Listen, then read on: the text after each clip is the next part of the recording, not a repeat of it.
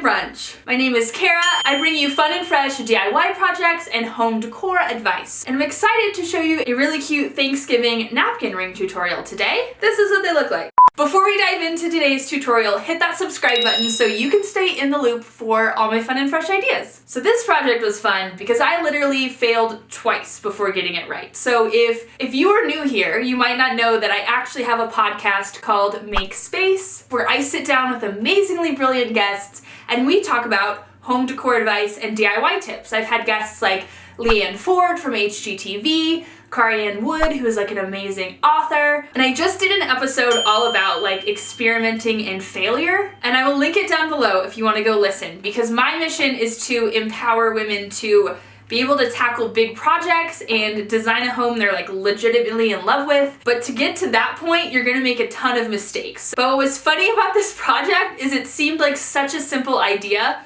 but it was so hard to get it right. So just to let you know, when it comes to DIY, things often go awry. Here's how bad it was. So at first, I tried to use this clay. I was like, it's cheap, it's a cool color, the terracotta color, and I think it's gonna work great. So initially, I thought it turned out great. Like, did a little stamp that held, the clay went together really good and stayed together, but then I tried to stuff a napkin in it and it crumbled. Literally just as soon as I got the napkin in it, it like fell apart. So that clay was a total flop. Then attempt number 2, I tried to use this clay. Still stuck on my air dry kick, I thought this is gonna work great because it's more like real clay. Not only that, I was like, oh, this is kind of hard though if I could get it right. Nope. Also snaps and breaks. So all that to say, you're gonna see me rolling out both of those clays.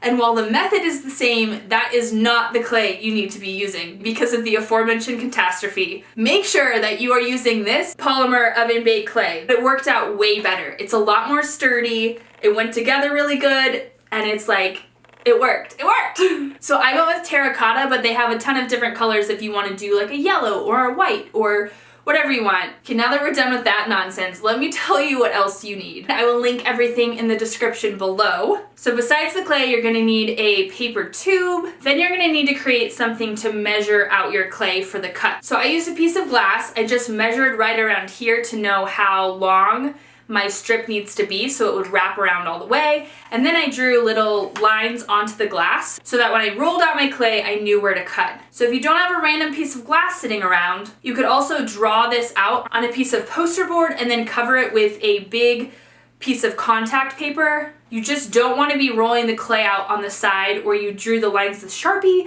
because otherwise your clay can pick them up and turn your clay black. And unless that's your plan, it's not the plan. You want to prime your clay before you get started. Basically, this means you just mush it around in your hands to get it a little warmed up. This gets like the molecules moving. It helps it stay like creamier and together better versus like cracking and being cold. So to roll out my clay, I used a clay roller. You want to make sure you have a roller dedicated to clay. You don't want to use a kitchen roller because it can ruin them, and it also makes them not food safe once you've used them on polymer clay. These you can get at your craft store. It's just like a little plastic roller that's a little bit heavy. And so to cut your clay, I used the ruler to like make an indent where I wanted the line to be, and then this like paint spatula knife to like cut it. You could use like a butter knife or a regular knife.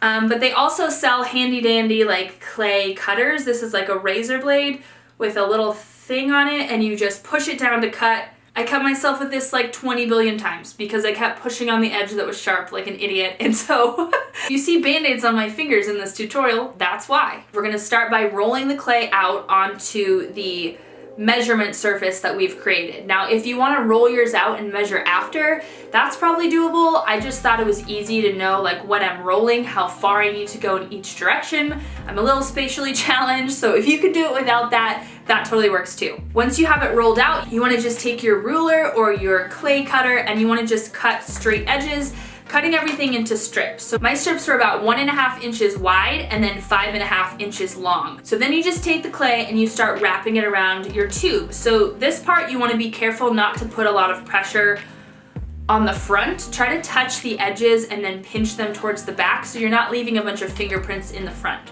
Once it's on your tube, you can go ahead and take your stamp and stamp it So I tried a bunch of stamps and then I ended up going with the leaves. So Michael's has like a $1 or $3 stamp bin at the front, and you can get things like this little guy, which just says thanks, which I thought was like kind of kitschy and funny because it's Thanksgiving. Or there's like full-on letter stamps, which is what I initially thought I was gonna do, but then it felt like it was gonna take too long. The option I actually went with, which I think is super chic and gave it like an anthropology, craftsman-y vibe, was to use real leaves, basically use the back of them and like press them down into the clay to imprint them. You're gonna roll them in all at once. So have your rolling pin go across the whole thing, pressing the leaves in. You wanna push hard enough so that it leaves a good imprint and you get edges, but not too hard because otherwise it's gonna send the leaf like way too deep into your clay. And then when you go to try to wrap it around the cardboard, it's gonna like snap in half. So if you make a napkin ring that you hate, which I had quite a few of,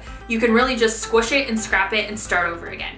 So just roll it out and shape it till you get it right and you get it look to how you want before you bake it. To get this texture right here of this kind of like bumpy handmade look, I used a fork. So when I wrapped my clay around my paper tube, I just took the fork and pushed it in a couple times. And then you're just gonna carefully wiggle it off the tube, trying not to leave any fingerprints. Polymer clay bakes basically exactly how you have it. It doesn't really melt or expand. You can bake these on a regular cookie sheet. You just wanna put a piece of parchment paper down, and then you're just gonna sit them sideways like this.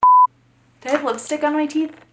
So I always have lipstick on my teeth because I have like giant bunny teeth, but I love when people in public are like, psst, you have lipstick on your teeth. Like, you can yell it, it's fine, everybody already saw it. It's all over my teeth, no need to whisper, but thank you.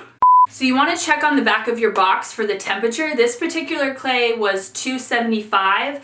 A lot of them are 300 degrees or 315 degrees, so check your box for the temperature. The one thing that you want to ignore on the back of the box is how long to bake it. Most all of the boxes say to bake for 15 minutes for every 1/4 of an inch in thickness. For example, this is about 1/4 an inch. You'd bake this for 15 minutes, which is just not enough time. It will just be rubbery or crumble. Polymer clay, you can't really overbake. It doesn't burn like regular baking. I baked my napkin rings for 60 minutes. So I would bake yours for at least an hour at the recommended temperature on the box. This is the same clay that I used in my terrazzo planter video, and I baked that a super long time and it worked out great too. I will also link that above. Okay, so then when they come out of the oven, basically you just let them cool, and then once they're cool, they're ready to use, unless you want to do like my spot glass technique. And I just took this and painted it on with a paintbrush onto just the leaves so that the middle was matte and then the leaves were glossy. And I thought that was like a cool 3D effect without adding extra color. And I think it turned out really cool. So if you want to use spot glass, my 3 tips for this is number 1, don't shake the bottle. It creates a ton of bubbles, and when you go to paint it on, it'll be like really bubbly, and that's not the texture you're going for. You want smooth and glossy. Number 2, you want to use just a regular paintbrush. A small one's pretty great. And then I just squirt it like into a little paint tray like this. Tip number 3 is that you're gonna allow each coat to dry for 30 minutes. So I only put 2 coats on mine, but if you don't let the coat fully dry, it can end up being tacky. So that's the scoop on these super cute napkin rings. Let's cut to my Thanksgiving table and you can see how I styled them.